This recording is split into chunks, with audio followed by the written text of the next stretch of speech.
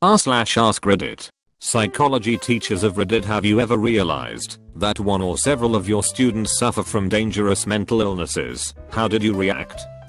I'm a psych prof, though not a clinical psychologist. I've seen a variety of mental illnesses among my students, some of which they told me about, and I was happy to help accommodate their needs. But one student stood out. His behavior was very abnormal, showing up late to class, if at all, falling asleep in it, but also talking strangely, asking weird questions, laughing inappropriately, missing every single test, and as the semester went on, he stopped bathing, cutting his fingernails, just general basic health maintenance sorts of behaviors. I suspected schizophrenia, but since I'm not a clinical psychologist, I asked my fellow profs who were. They agreed it was concerning, so I talked with the student to see how he thought he was doing.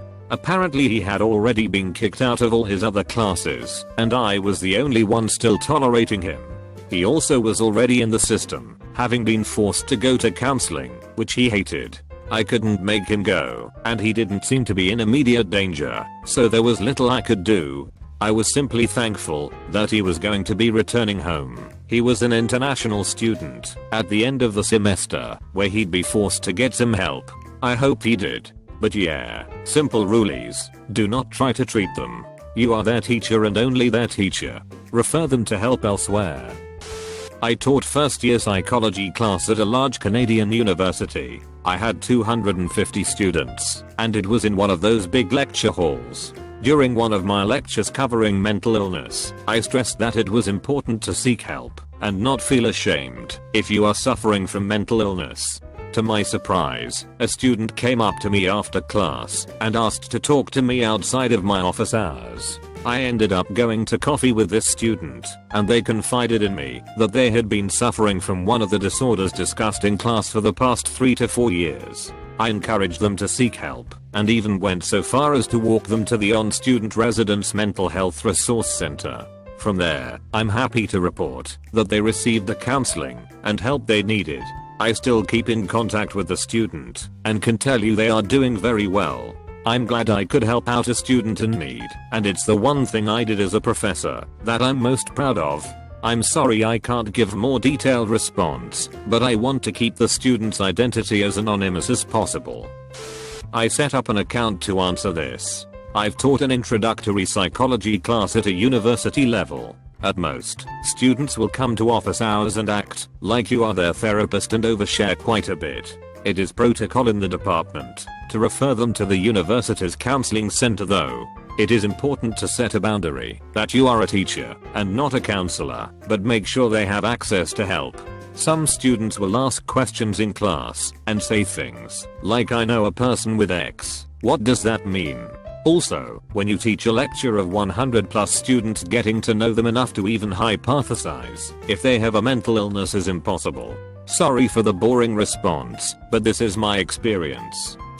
I finished my psychology degree about a year ago. One thing I noticed, I don't think you have to do a lot of realizing.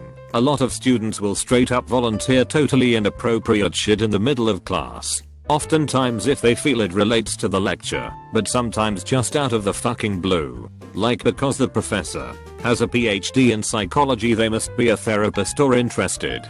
I've seen people talk about their learning disabilities, depression, bipolar disorder, borderline personality disorder, and schizophrenia in class. I can't even imagine what office hours look like.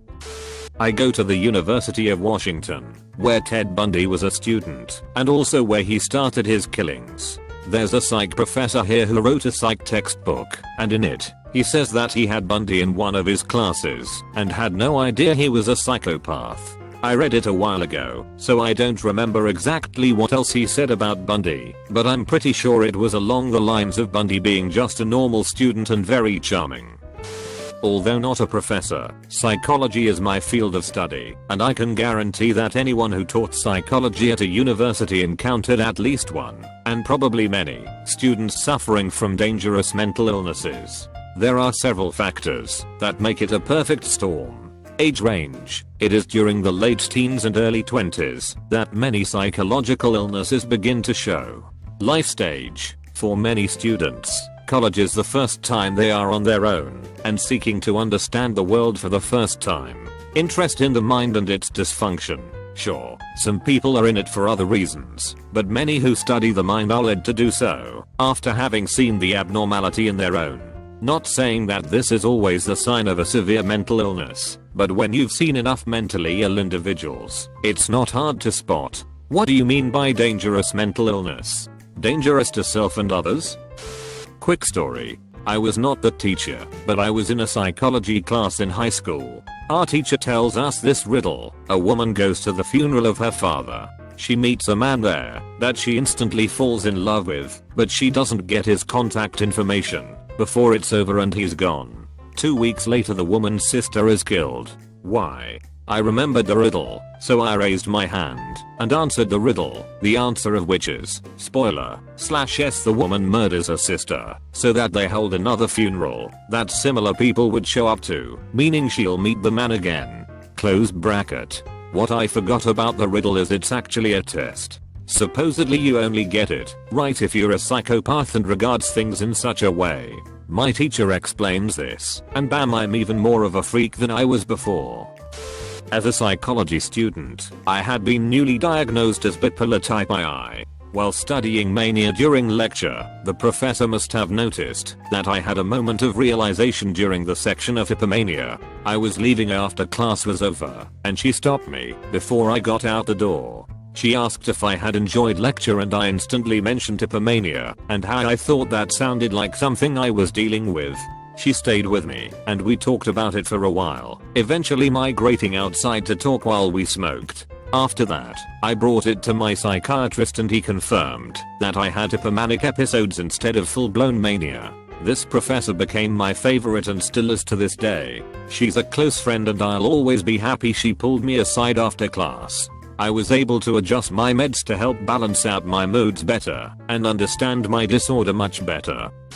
My HS freshman biology teacher had a hobby-ish interest in psychology, likely due to his wife being a psychologist, and at one point in the early 90s he had a rather strange student. I don't know the details of what the behavior is, but apparently it was consistently unusual to a point where the teacher said something about it to the student's parents in a more than your son is acting up in class way. The parents took what the teacher said to heart, brought the kid to their PCP for a psychological referral, and the doctor decided to look into structural issues first, gave the kid a cord scan, and found out the kid had a brain tumor. Apparently it was treated and everything worked out happily ever after. Kid's family donated a bunch of money to the school and now the teacher holds class in a lab named in his honor. I was a psychology teacher for the IB program in a rough school. There were gang-related incidents almost every week, drugs everywhere, kids bringing guns to school etc.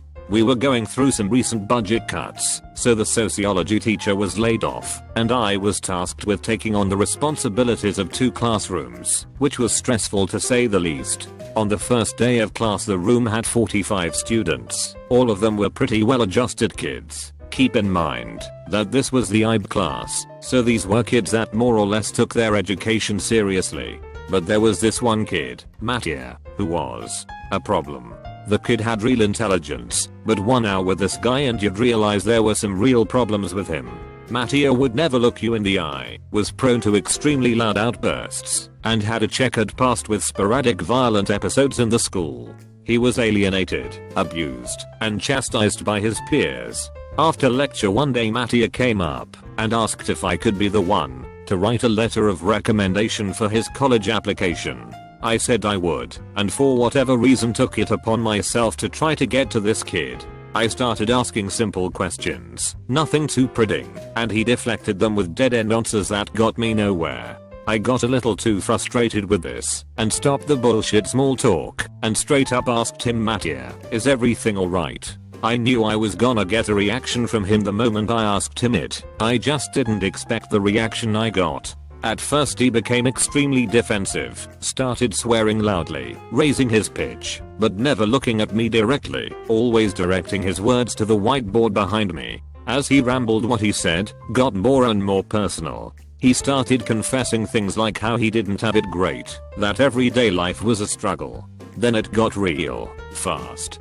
He admitted that he had been homeless for 2 years, that he was constantly hungry, that his mom had thrown him out because he had behavioral issues. It became more and more obvious to me that Mattia was suffering from a severe bipolar condition. He stormed out of my classroom and I didn't see him again for a month. Then he shows up one day with wrapping around his left wrist. In the staff lounge it was rumored that he had sliced his wrist upwards vertically, which is what people do when they really want to die. I was overwhelmed with the thought that it could have been me that caused this, that it was my irresponsibility that made this happen.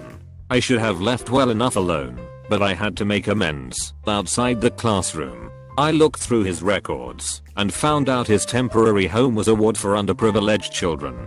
I found him there, pleaded my case, but he just sat there and wouldn't look me in the eye. What happened next is the reason I said I was a teacher and am not currently a teacher. I grabbed him by the shoulders, big no, looked him in the eyes as best I could and said, Mattia, I can help you, but you have to help yourself. What is it you fucking want? He threw me away, stood up very frantically, and screamed at me, I need about 350. Kind of relevant story, except I'm not a professor, just doing my BSc in psychology. Long story short, after several courses on psychopathology and mental disorders, I came to realize that a guy in my classes and FWB of mine actually fit the profile of a socio/psychopath, as well as having signs of narcissistic personality disorder. It didn't take long for everyone on the program to work out he was fucking crazy, and he, sadly, ended up friendless because he was an asshole too. I've been teaching psychology at the college/university level for 4 years, and almost every semester I run into something. I'm not a clinical psychologist, so I certainly can't make diagnoses, but students come to psychology classes ready to share. From self-disclosed severe depression and body image issues to obvious personality disorders that show up in the classroom, it's never a dull moment. One semester I had a student who was actually a rare case study example of child neglect during the critical period for language. But my best/worst story is a long one. One student came into my office and told me that he was feeling anxious since getting to college and smoked pot to deal with it. I suggested he chat with a therapist on campus, but he said he didn't need it. A few months later he admitted that he had also been abusing prescription stimulants to focus on his work. I tried to explain that with anxiety problems, that was the opposite of what he should be doing. He was in my office weekly and I watched as he slowly fall apart. He got jittery, started complaining of migraines, and become increasingly compulsive in his behavior. I urged him to seek some help and eventually he agreed to. A few semesters later he was back in one of my classes and came to visit me in my office. He never told me his diagnosis, but had been prescribed benzodiazepines by his psychiatrist. However, he was continuing to abuse other drugs recreationally. The outcome was horrifying. He couldn't even form a complete sentence without a stutter and or twitch, and had picked his face raw. As his teacher I couldn't do much about it other than try to be there for him. Finally, he came to my office and told me he had to drop his classes because he had told another professor he was going to kill himself. She called the police and they caught him using drugs when they came to check on him. My heart went out to the kid. As a psychologist you want to help in any way you can and feel responsible when you see mental illness starting to emerge, but as a teacher, especially, not trained in clinical psych, there is only so much you can do. You don't need to realize it. People will tell you. Trust me, most of us are fucked up and expect the others to be as fucked up as us. People will talk about their anxiety disorders, depressions, bipolar, schizophrenia and so forth in class. Just raise their hand and start spilling.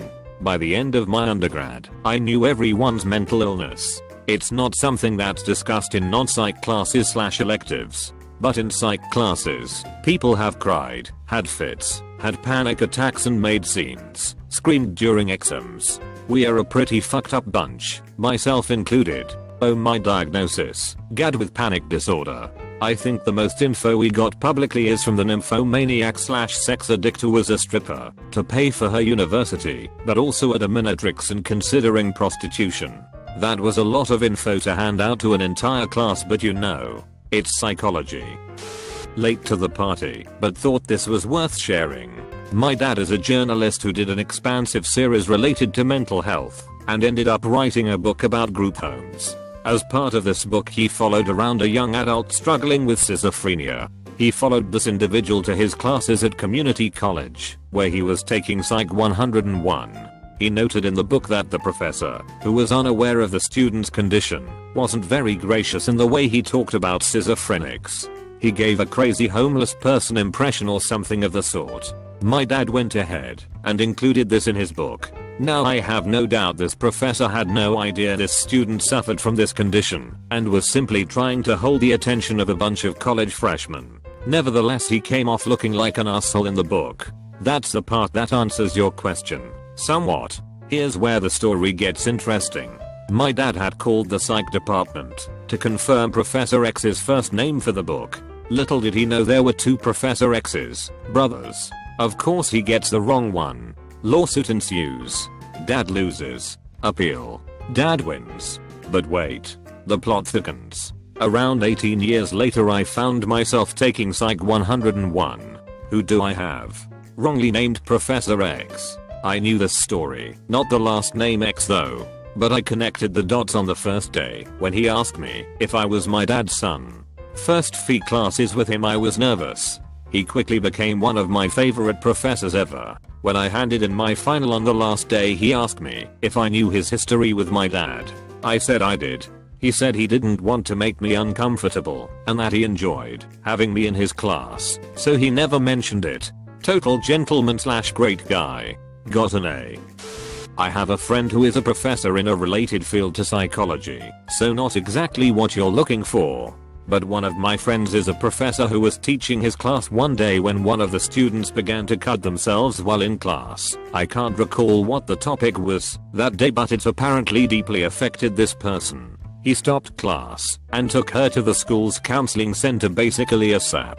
I hope that student is doing better these days. Thanks for watching UpGoat Reddit. Try like and subscribe button if it still works.